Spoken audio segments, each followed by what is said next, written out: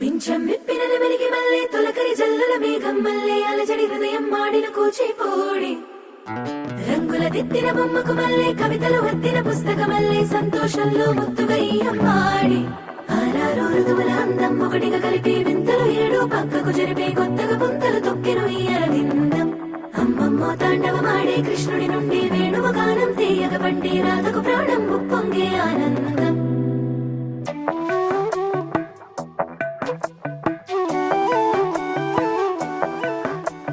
మధురము కదా ప్రతొక నడక